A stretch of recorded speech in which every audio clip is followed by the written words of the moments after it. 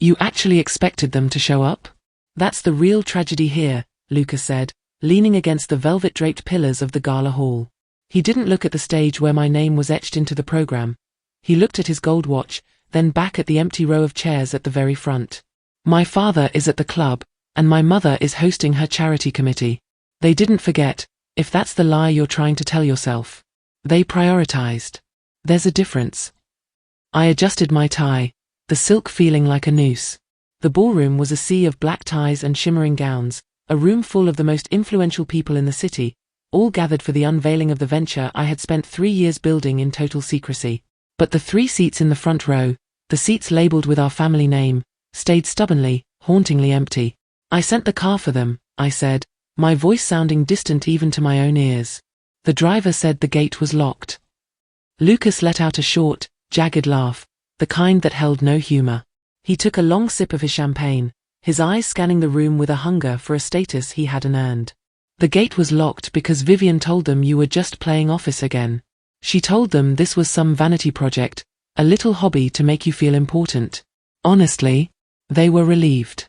My father didn't want to sit through a 3-hour lecture on financial innovation from the son he still thinks needs help filing his own taxes. Vivian appeared beside him then, draped in silk that cost more than most people made in a year. She didn't offer a hug or a congratulation. She simply tilted her head, her eyes tracing the empty seats with a look of practiced, icy pity. It's a lovely room, she murmured, her voice a soft blade. A bit ambitious for a first attempt, don't you think? It's a shame about the turnout. Well, the family turnout, anyway. But I suppose when you spend your life being the quiet one, people eventually forget you're there to be heard. I looked at her, then back at Lucas. I saw the way they traded a glance, a silent, smug confirmation of my irrelevance. They weren't just here to support me. They were here to witness the failure they had spent years praying for. To them, I was the librarian, the one who stayed behind to manage the estate while Lucas conquered the world with my father's money. They didn't see the man who had quietly dismantled their leverage, brick by brick. You should probably go up there, Lucas whispered, giving me a dismissive pat on the shoulder that felt like a shove. The Forbes reporter, Michael Reeves, is looking for a quote. Try not to embarrass the name. My father is already dealing with enough stress without having to explain why his son is making a fool of himself in front of the press. I didn't answer. I watched them walk away toward the bar, laughing with Aaron Blake, the man they thought was their greatest ally. They moved with the loud, reckless arrogance of people who believe they are untouchable. They thought the empty seats were a reflection of my worth. They didn't realize that those empty seats were the final permission I needed to stop protecting them. I stood there in the center of the room, surrounded by hundreds of strangers who knew my value better than the people who shared my blood. The silence from the front row was louder than the orchestra. It was a cold, sharp realization that hit me in the center of my chest. This wasn't a misunderstanding. It wasn't a scheduling conflict. This was a deliberate, coordinated effort to ensure I knew my place. At the bottom of the family hierarchy, looking up at the throne, Lucas and Vivian were already measuring for new drapes. As the lights dimmed and the announcer called my name, I felt a strange, chilling calm settle over me. The emotional wound didn't close, but the bleeding stopped. I realized then that I had been waiting for them to love me, to see me, to validate the years of silent work. But you cannot demand respect from people who profit from your invisibility. The absence in those chairs was the loudest thing in the room. It was the signal that the quiet one was finally done being quiet. The morning sun hit the breakfast room with a clarity that felt insulting. I stood by the sideboard, watching the steam rise from a cup of coffee I hadn't touched. Across the table, my father was buried behind the financial section of the paper, the pages crisp and snapping with every turn. My mother was meticulously rearranging a vase of peonies, her fingers nimble and her eyes averted. The silence wasn't peaceful, it was a thick, suffocating fog. The door swung open, and Lucas drifted in, looking entirely too refreshed for a man who had spent the previous night drinking my most expensive scotch. He pulled out a chair, the wood scraping against the marble floor, a sound that set my teeth on edge. "Coffee's cold," Lucas remarked, reaching for the pot without looking at me. "But then again, the atmosphere in here isn't exactly warm either, is it?" I turned slowly. I waited for 40 minutes before I went on stage. I told the organizers there must have been a car accident. I almost called the police. My father didn't lower the paper. "Don't be dramatic," he said, his voice a low rumble of practiced indifference. We discussed it, and we decided it was better not to make a scene. Your mother had her committee, and I had a long-standing commitment at the club. We figured you had enough fans there anyway. It was a valuation event for the firm I built from nothing, I said, my voice steady, though my heart was hammering against my ribs. It was the most important night of my professional life. Important to you, Lucas interjected, leaning back and spreading his arms. But let's be realistic. This wasn't family-level important. It's a tech startup, right? High risk, high noise, very little legacy. My father and I were discussing the estate portfolio last night. Real assets.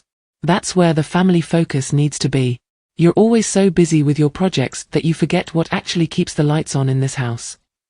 I looked at my mother, hoping for a flicker of recognition, a soft word, anything. She just smoothed a petal on a peony. You've always been so independent, she whispered, still not looking up. We thought you'd prefer the space. You don't need us hovering over you like you're still in school. The infantilization was so casual it was breathtaking. They weren't just dismissing my work, they were rewriting the narrative of my life to fit their convenience. By labeling me as independent, they absolved themselves of the need to be present. By calling my career a project, they maintained the hierarchy where Lucas was the only one allowed to be a man of business. Vivian said the same thing, Lucas added, a smug grin tugging at the corner of his mouth. She said you probably would have been embarrassed if we showed up. You know, with the way you get all twitchy when the spotlight is on you. We did you a favor. We stayed away so you could play act as a CEO without the pressure of your father watching your every move. I felt the first seed of resentment take root in my chest. It wasn't a hot, burning anger. It was a cold, crystalline structure. It was the realization that they didn't just misunderstand me.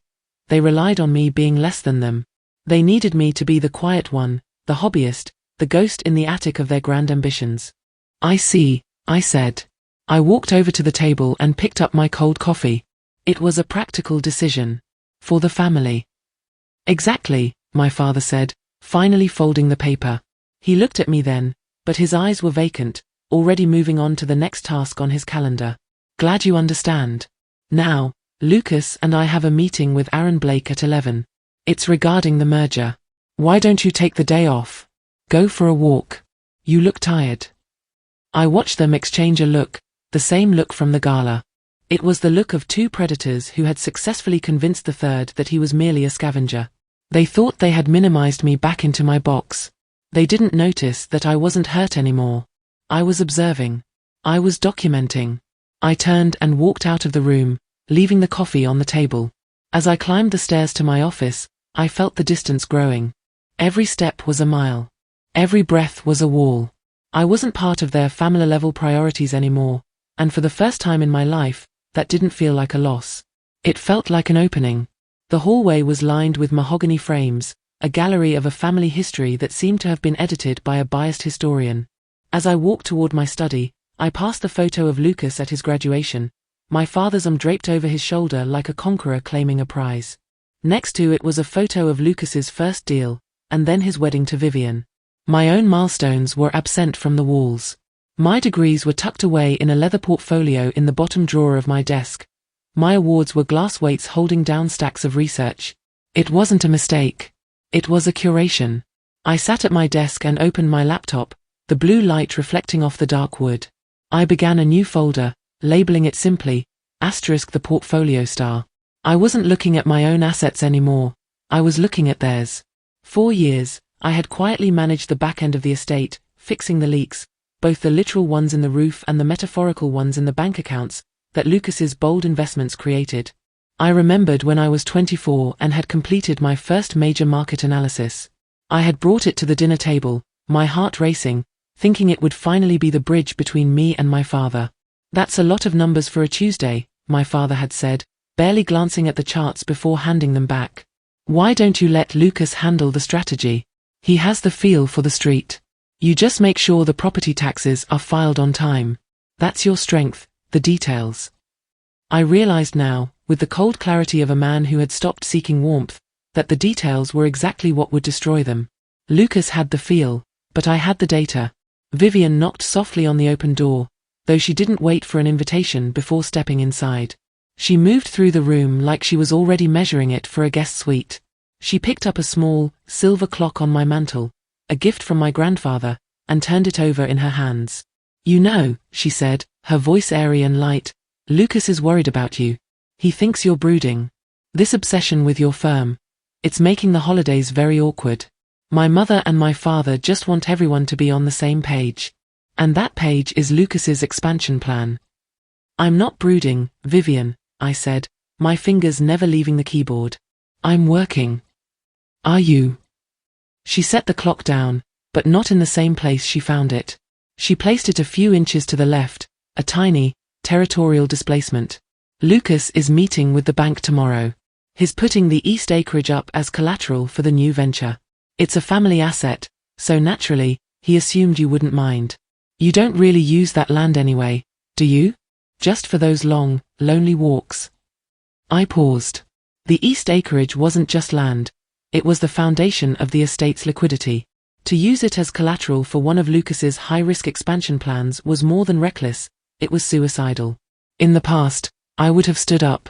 I would have explained the tax implications, the risk of foreclosure, the sheer mathematical insanity of the move. I would have tried to save them from themselves. But I looked at Vivian's smug, satisfied smile, the smile of a woman who believed she had already won, and I felt the silence settle over me like a shield. "I don't mind," I said quietly. Vivian blinked, her smile faltering for a fraction of a second. She had expected a fight. She had expected me to whine about legacy or safety, giving her more ammunition to tell my mother how difficult and unsupportive I was being. "Oh," she said, smoothing her skirt. "Well, good. It's nice to see you're finally learning to stay in your lane. It makes things so much easier for everyone. We're going to dinner at the club tonight. You're welcome to join, but honestly, it's mostly going to be business talk. You'd probably find it quite boring." "I'll stay here," I said. "I have a lot to catch up on." "I'm sure you do," she smirked, turning to leave. "Those details won't file themselves." As her footsteps faded, I didn't feel the sting of the insult. I felt the power of the omission. I didn't tell her that the East acreage was already tied to a secondary trust one had established years ago. I didn't tell her that Lucas was about to sign a contract that would trigger a series of audits he wasn't prepared for. I stopped explaining. I stopped defending. I realized that when people decide you are small, you can move in the shadows they cast. Silence wasn't just a response anymore. It was my primary strategy. I began to type, the sound of the keys rhythmic and surgical. I wasn't just documenting their patterns, I was preparing to use them. While the rest of the house slept, my office became a sanctuary of cold logic. The flickering light of the monitor was the only sun I cared about.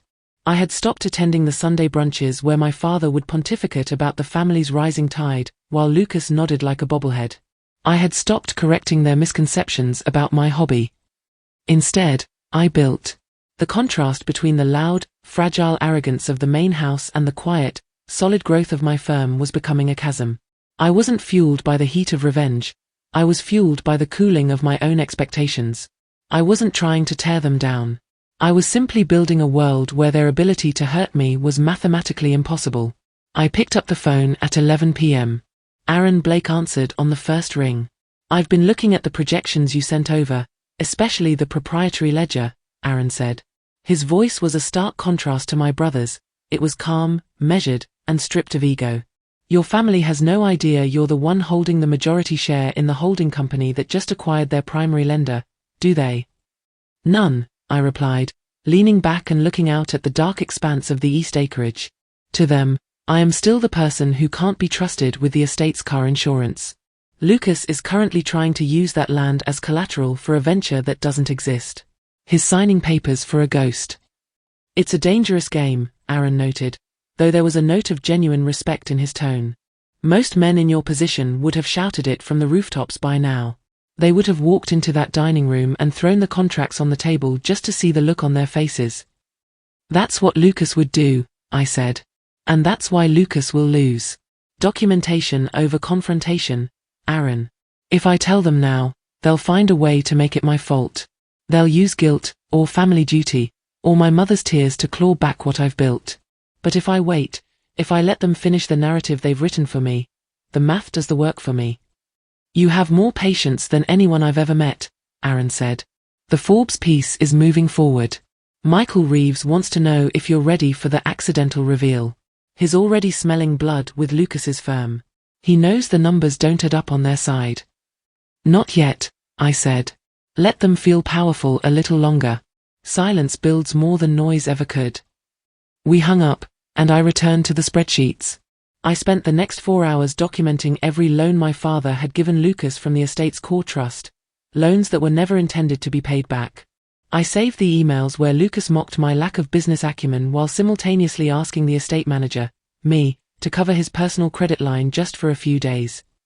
I saw the patterns clearly now. They weren't just neglecting me. They were cannibalizing the family's future to feed Lucas's present. Emotional invalidation is a powerful tool. It keeps the victim so busy trying to prove their worth that they never notice they're the ones paying for the person holding the gavel. I felt a profound sense of emotional maturity in that silence. I wasn't the boy waiting for a seat at the table anymore. I was the man who owned the room the table sat in. I didn't need to explain my success to them because their opinion had become a currency that was no longer accepted in my world. When the sun began to peek over the horizon, I didn't feel tired. I felt ready. I had the documentation. I had the alliances. I had the patience. Downstairs, I heard the distant sound of the front door opening. Lucas returning from a night out, loud and boasting to Vivian about a massive deal he'd just closed. He sounded so big. He sounded so important. I just saved my work, closed my laptop, and listened to the silence of the house. It was the sound of a foundation being swapped for sand, and for the first time, I didn't feel the need to warn them. They were so busy looking at the crown they thought they were inheriting that they hadn't noticed the external world. The real world had already moved on. The Sunday luncheon was a performance I no longer felt the need to audition for.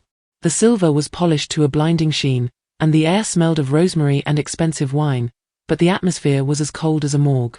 My father sat at the head of the table, his presence a heavy anchor of traditional authority.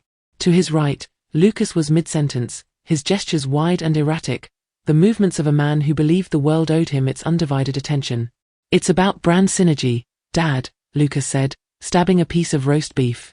The merger with Blake's subsidiary is a formality at this point. Once that's locked in, we're looking at a 10 times return by Q3. It's the kind of move that defines a legacy. My father nodded slowly, a thin smile touching his lips. It's good to see one of my sons understands the weight of this name. It takes a certain appetite for risk, a certain spine. He didn't look at me, but the omission was a physical blow. I sat at the far end of the table, the ghost at the feast, quietly eating my meal. I hadn't spoken for 20 minutes. I was practicing the silence I had promised Aaron. And what about you? Vivian asked, her voice dripping with a fake, honeyed concern. She leaned forward, her eyes darting to the others to ensure they were watching the sport. How is what did you call it? The innovative venture? Is the little project still alive, or did the big, scary market eat it for breakfast? Lucas snorted into his wine. Probably still in the research and development phase. Which is code for I'm sitting in my room reading blogs and pretending it's a career. Honestly, it's adorable. It's like watching a child build a fort out of sofa cushions and calling it a castle. I set my fork down with a precise, muted click. The firm is doing well, Vivian. We've moved past the development phase. Doing well, my father repeated, his voice calm but cutting. He finally looked at me, but his eyes were filled with a weary, practiced disappointment. Son, we've tolerated this business of yours because it keeps you occupied. It keeps you out of the way while Lucas does the heavy lifting for this family. But let's be very clear, whatever it is you're doing, it isn't real. It's a distraction. If you had any actual talent for the trade, you'd be working alongside your brother, not hiding in the East Wing playing with spreadsheets. I offered him a spot, Lucas added, leaning back with a smug grin. I told him he could help with the filing for the Blake merger. He turned me down. I guess he'd rather be the king of his own tiny, imaginary island than a soldier in a real empire. The room felt smaller. I looked at my mother, who was busy reapplying her lipstick in a small hand mirror, completely checked out of the conversation. She had spent a lifetime ignoring the friction in this house, and she wasn't about to start noticing it now. I don't think you understand the scale of what I've built, I said quietly. It wasn't a boast, It was a final, honest attempt to offer them a way out. A chance for them to ask a single, meaningful question. Scale. My father let out a dry, rattling breath that might have been a laugh. I understand scale, boy. I understand that Lucas is bringing in a partner like Aaron Blake. I understand that your firm has zero public footprint. You're a hobbyist. And quite frankly, your mother and I are tired of the pretense. After the merger, we're going to be consolidating the estate. We'll need you to move your office to the garage. Vivian needs the light in the east wing for her studio. He said it so casually, the total displacement of my life's work to make room for a studio that would be used twice a year. It was the final emotional cut, a clean swipe that severed the last thread of my loyalty. The garage, I repeated. It's plenty of room for a laptop and some dusty books, Lucas chuckled. Don't take it personally. It's just a business decision. Hard facts, no filters. You're a low-yield asset. It's time we started treating you like one. I looked at them, really looked at them.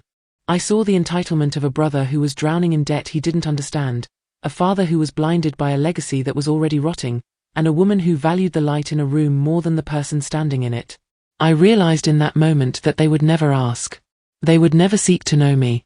They were so convinced of my insignificance that they had become blind to their own vulnerability. I felt a wave of complete emotional withdrawal. The hurt was gone, replaced by a cold, surgical clarity. I wasn't their son or their brother in this room. I was an observer watching a sinking ship from the safety of the shore. I understand, I said. I stood up, leaving my half-finished plate. I'll make sure the east wing is cleared out. I wouldn't want to stand in the way of the real empire.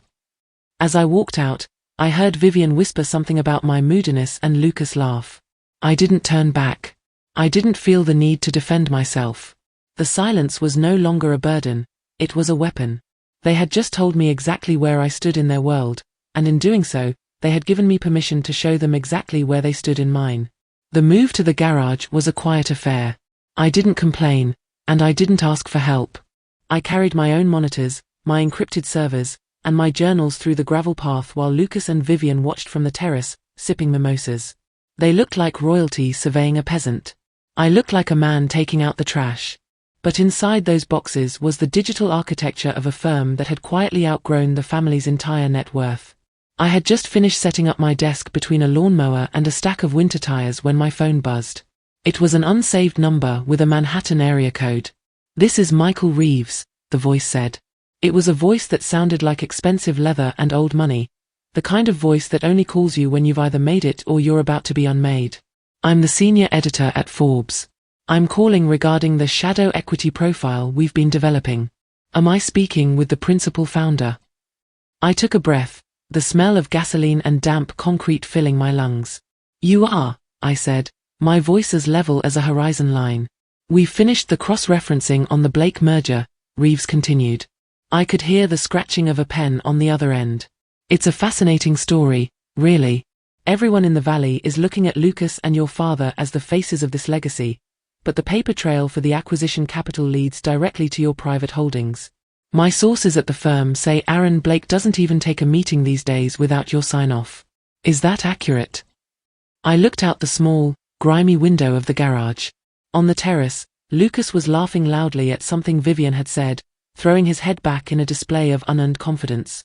"I prefer to let the documentation speak for itself, Mr. Reeves," I said. "I'm not interested in a reveal that lacks substance. My family, they have a very specific vision of how this hierarchy works. I've found that silence is the best way to respect that vision until the facts are indisputable." Reeves let out a short, appreciative hum. "The silent architect. I like that. We're planning to run the piece in the 30 Under 30 alumni retrospective or perhaps a standalone cover on invisible wealth. But I need to know one thing. Your brother is currently telling every reporter who will listen that he's the architect of the Blake deal. If I run the truth, it's going to make him look like a fraud. Are you prepared for the fallout of that?" "I'm prepared for the truth," I said. "Whatever fallout occurs is simply the cost of his own narrative." The call ended, and I barely had time to set the phone down before it rang again. This time it was Aaron Blake. Unlike Reeves, Aaron sounded rattled. "He just left my office," Aaron said, his breath coming in short bursts. "Lucas. He was here demanding a seat on the board of the new subsidiary. He was shouting about family birthright and how he's the one who brought our names together. I almost told him then and there, but I remembered what you said. I stayed quiet. But it's getting hard, man. The arrogance is nauseating. Stay calm, Aaron, I said, leaning back into my cheap folding chair. Let him keep shouting. The louder he gets, the more people will remember the noise when the silence finally hits. How did he react when you mentioned the audit? He laughed. Aaron sounded incredulous. He said, "Audit whatever you want. My father's accountants have been scrubbing these books for 40 years. He doesn't realize that I'm not auditing the past, I'm auditing the present. He has no idea his personal credit lines are tied to the assets your firm just absorbed." Good, I said. Let him feel like the king of the mountain for a few more days. The stakes are exactly where they need to be. I hung up and looked at my surroundings. The irony wasn't lost on me. I was the most powerful person in this family, perhaps in this sector, and I was sitting on a plastic chair next to a bag of fertilizer. But there was a profound peace in it. Emotional maturity isn't about demanding a seat at the table.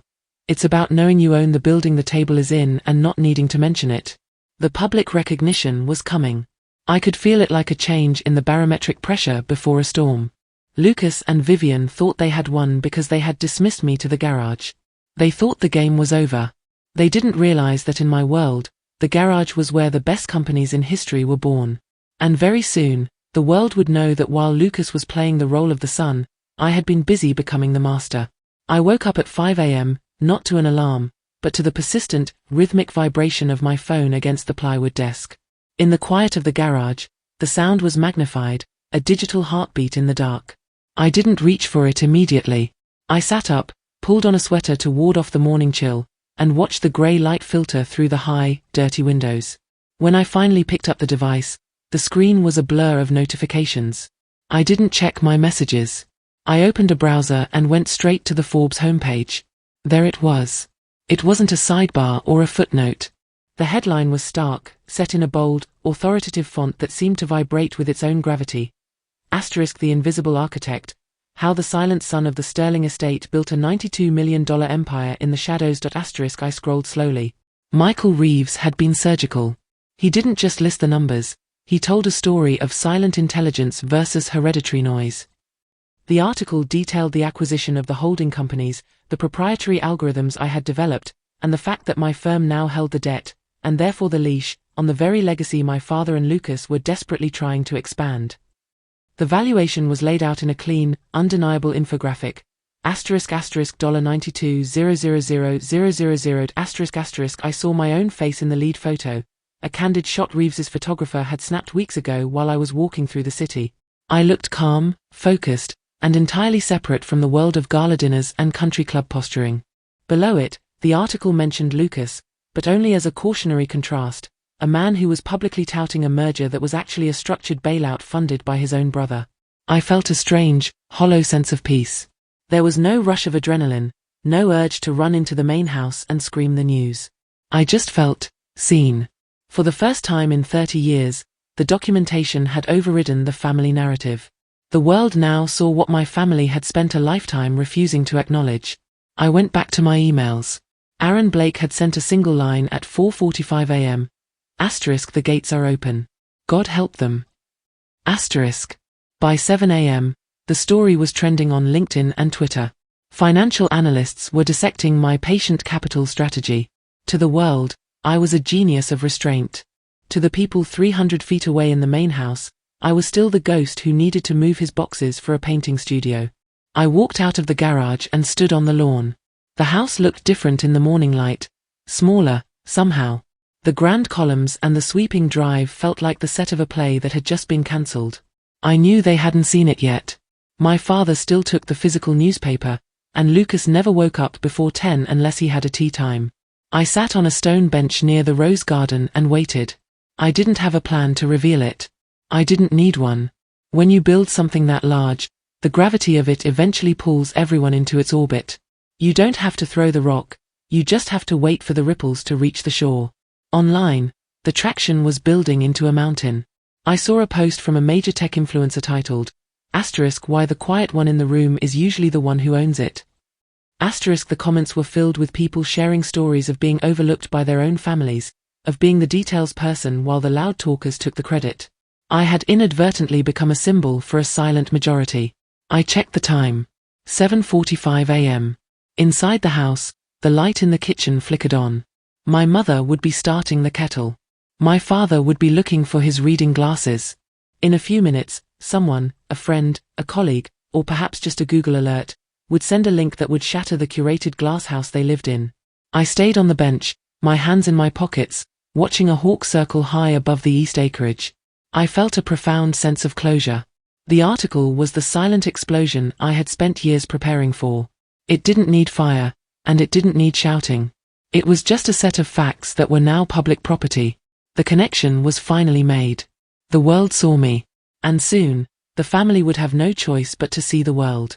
As the first distant ring of the house phone echoed through the open windows of the estate, I closed my eyes and breathed in the cold, morning air. The silence was about to end, but for the first time, I wasn't the one who had to break it. The gravel didn't crunch the way it usually did under Lucas's feet. Usually, he marched toward the garage with a heavy, proprietary stride, the sound of a man coming to issue an order. This time, the footsteps were hesitant, almost rhythmic in their uncertainty. I didn't look up from my monitor. I was reviewing a series of closing documents for a new acquisition, the blue light of the screen casting a cold, steady glow over the interior of the garage. The heavy wooden door creaked open. I could smell Vivian's perfume before I saw her, a cloying, expensive floral scent that felt entirely out of place among the scent of motor oil and old paper. It's quite cramped in here, isn't it? Vivian said. Her voice lacked its usual sharp, crystalline edge. It was soft, searching, and layered with a forced sweetness that made my skin crawl. I turned my chair slowly. They were standing by the lawnmower, dressed for a lunch at the club that I knew had been cancelled. Lucas was holding a folded copy of a financial journal, his knuckles white against the paper. Behind them, my mother stood in the doorway, her eyes red-rimmed, her silk scarf fluttering in the breeze. My father was a few paces back, his hands clasped behind his back, his face a mask of restrained, frozen dignity. I've managed, I said simply. I didn't offer them chairs. I didn't have any to give. We saw the piece, Lucas said. He didn't lead with a joke. He didn't mention the little project. He looked at the server racks humming in the corner as if they were alien artifacts. 92 million, someone said. The valuation. Is that an accurate number? Valuations fluctuate with the market, Lucas, I replied, my voice calm and professional. But as of the closing bell yesterday, yes. That is the figure. Why didn't you tell us? My mother cried out, stepping forward. Her voice was thin, trembling with a mix of shock and a sudden, desperate pride. All those nights we thought you were just lonely. We could have celebrated. We could have helped you. I looked at her, and for the first time, I didn't feel the need to comfort her. I didn't feel the old, familiar ache of wanting her approval. You told me you were relieved I was independent so you didn't have to hover, I said gently. I was just respecting that boundary. The silence that followed was heavy. My father finally stepped into the light. He looked older than he had at breakfast. The new guard narrative he had built around Lucas had evaporated in the span of a single morning, replaced by the reality that the son he had dismissed was now the family's primary creditor. Aaron Blake called me, my father said, his voice a low, gravelly rasp. He told me the merger is dead unless you sign off on the debt restructuring. He said you hold the keys to the estate's liquidity now. I do, I said. Well, Vivian chimed in, stepping closer to Lucas, her hand proprietary on his arm. This is wonderful news for the family, isn't it? I mean, think of what we can do now. We can settle the East Acreage dispute, we can finish the renovations, we're all on the same team, after all. The audacity of the "we" was staggering. Yesterday, I was a low-yield asset to be moved to the garage. Today, I was the team captain. I'm not looking for team members, Vivian, I said, leaning back. I'm looking for a quiet place to work. Which is why I've accepted the garage. It's been very productive for me. Don't be like that, Lucas snapped, though the bite was gone, replaced by a frantic, hollow bravado. We're family. We've always looked out for you in our own way. Maybe we were a bit blunt, but it was tough love. It clearly worked, didn't it? It drove you to succeed. I looked at my brother, really looked at him. I saw a man who couldn't even apologize without trying to take credit for the result. He wasn't apologizing for the humiliation. He was trying to rebrand it as a contribution. Respect can't be demanded after absence, Lucas, I said quietly. You weren't there for the build. You don't get to be there for the finish. My father moved as if to speak, but he stopped. He looked at the plywood desk, the cheap folding chair, and then at the screen displaying numbers he no longer had the power to influence. He didn't offer a hug. He didn't offer an apology. He just gave a single, slow nod of acknowledgement, a recognition of a superior force. They stood there for a few more moments, a tableau of a family realized too late. The dynamics had reversed so completely that the air in the garage felt different. I wasn't the son in the garage anymore. They were the guests in my office. I have a conference call at 10, I said, turning back to my monitors. I'll see you at dinner. If I'm not too busy. They retreated slowly, the door clicking shut behind them. I didn't watch them walk away.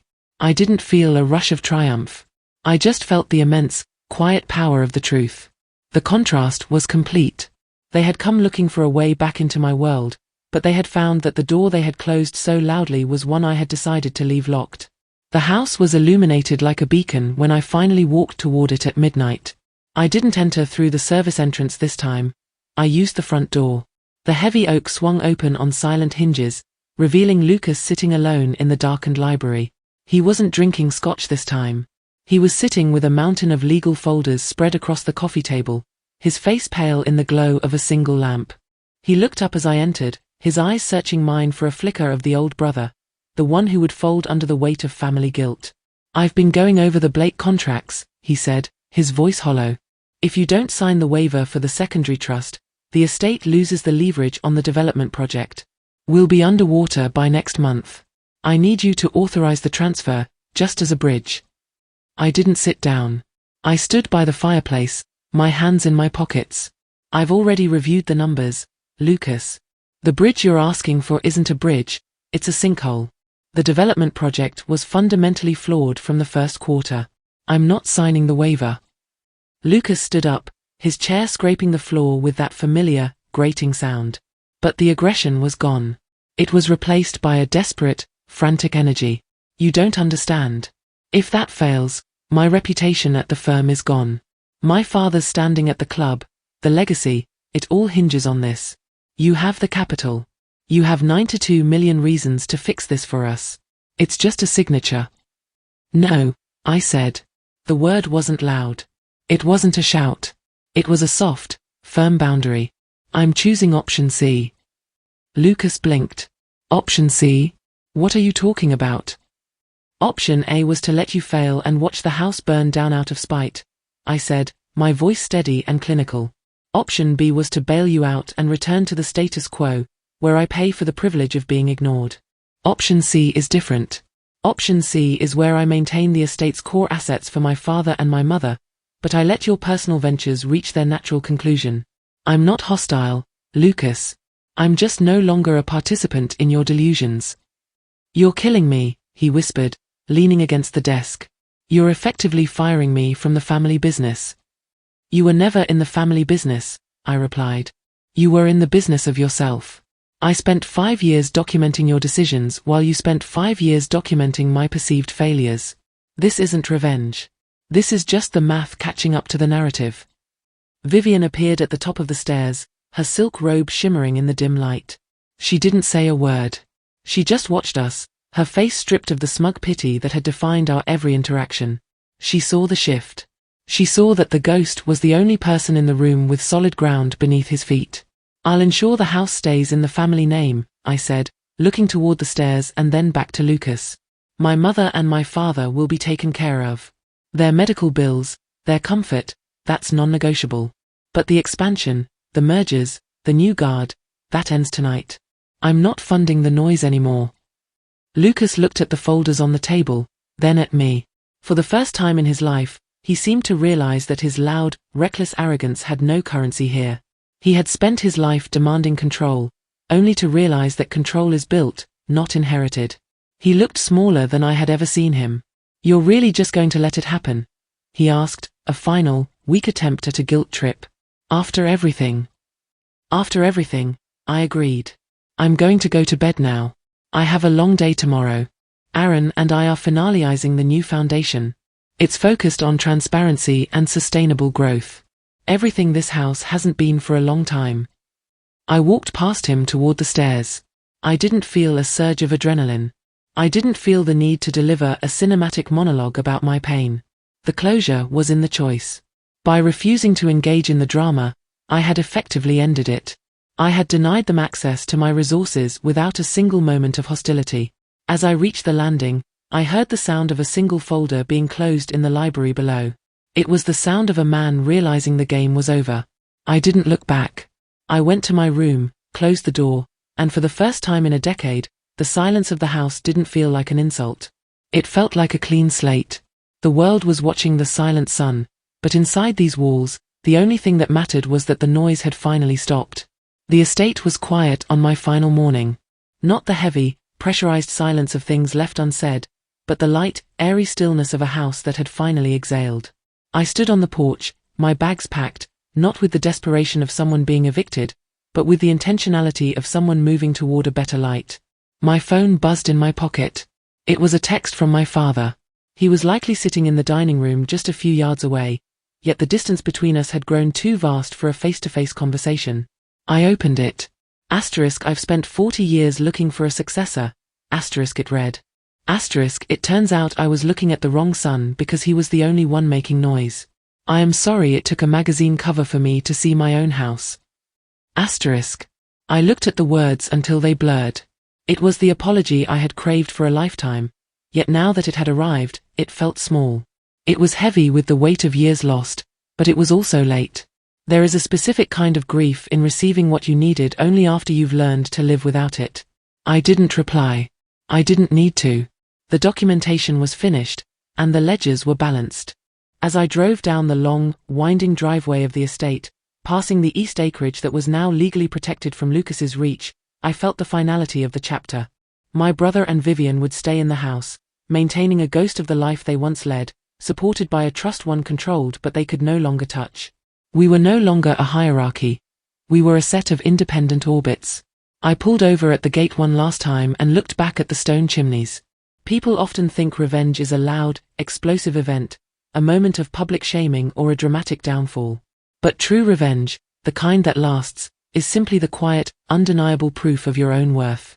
It is the moment you stop asking for a seat at their table and realize you've built a better one. As I watched the sun climb over the trees, 3 quiet truths settled into my spirit, truths that had nothing to do with valuations or market shares, and everything to do with the man I had become. Respect can't be demanded after absence. You cannot ignore the foundation and then expect to enjoy the view from the roof. My family wanted to celebrate the finish line without ever having walked a mile of the race with me.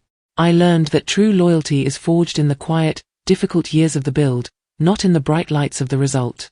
If they weren't there for the silence, they don't deserve the music. Silence builds more than noise. While Lucas was busy narrating his own greatness to anyone who would listen, I was busy constructing reality.